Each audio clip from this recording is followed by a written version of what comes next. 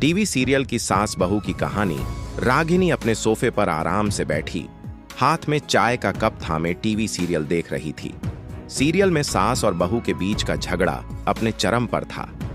सास चांदनी अपनी बहू प्रेरणा पर आरोप लगा रही थी कि उसने उनकी फेवरेट गुलाब जामुन गायब कर दिए।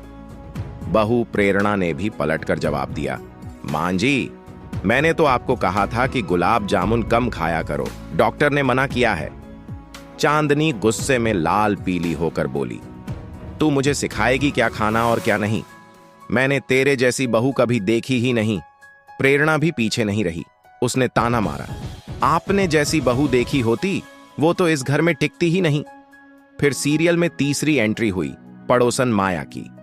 माया हमेशा सास और बहू के बीच आग में घी डालने का काम करती थी। उसने आते ही कहा, अरे चांदनी जी, मैंने सुना आपकी बहू घर का सारा सोना भी बेचने वाली है। बस चांदनी का गुस्सा 7वें आसमान पर पहुंच गया। इस बीच बैकग्राउंड में नाटकीय संगीत बजा और कैमरा झूम इन और झूम आउट करने लगा। प्रेरणा ने रोते हुए कहा, मैंने कुछ नहीं किया मां जी, मुझ पर गलत इल्जाम लगाया जा रहा है। चांदनी ने जवाब दिया, मेरे घर में रहकर मुझसे बहस करती है। और तभी घर के बेटे करण की एंट्री हुई।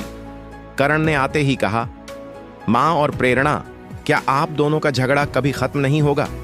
इस पर चांदनी बोली, तू अपनी बीवी को समझा ले पहले। और प्रेरणा ने रोते हुए कहा, मैं तो इस घर से चली जाऊंगी।